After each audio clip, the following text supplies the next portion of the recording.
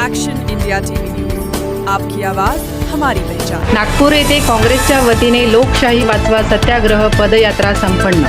नागपूर येथील विनोबा भावे केंद्र, सूर्योदय आश्रम, भोले पेट्रोल पंप चौक, नागपूर येथे काँग्रेसच्या वतीने काँग्रेसच्या राज्यसभा उमेदवार सुश्री मीनाक्षी दीदी नटराजन, माजी अध्यक्षा राजीव गांधी पंचायत राज संघटन तथा तेलंगणा प्रभारी यांच्या नामनिर्देशन अर्ज निवडणूक आयोगाने कोणत्या वैध आणि कायदेशीर आधाराशिवाय फेटाळला या अलोकतांत्रिक निर्णयाचा निषेध करण्यासाठी आणि लोकशाही व संविधानाचे रक्षण करण्यासाठी लोकशाही वाचवा या घोषवाक्याखाली सत्याग्रह पदयात्रा आयोजित करण्यात आली होती।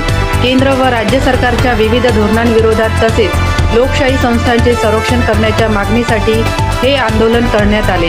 या पदयात्रेचे नेतृत्व डॉक्टर सुनील पवार, राष्ट्रीय अध्यक्ष राजीव गांधी पंचायत राज संघटन, प्रफुल्ल गुडदे पाटील अध्यक्ष नागपूर शहर काँग्रेस कमिटी, संदेश सिंगलकर महासचिव महाराष्ट्र प्रदेश काँग्रेस कमिटी, नारायण सिंग राठोड राष्ट्रीय महासचिव RGPIS, विवेक अवस्थी राष्ट्रीय सचिव, गीता कडवे, शशांक केंडे, संजय ठाकरे यांच्या प्रमुख उपस्थितीत सूर्योदय आश्रम ते महात्मा गांधी चौक नागपूर अशी लोकशाही वाचवा सत्याग्रह पदयात्रा काढण्यात आली होती।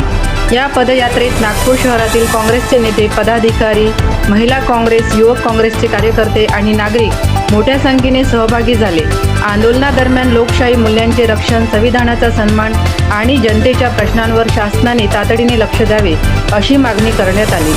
सत्याग्रह आंदोलन शांततापूर्ण वातावरणात पार पडले असून उपस्थित नेत्यांनी लोकशाही बळकट करण्यासाठी जनतेने जे एकजूट राहण्याचे आवाहन केले। मुख्य संपादक विनोद माहुरेसह नागपूर जिल्हा प्रतिनिधी वैशाली कोराम।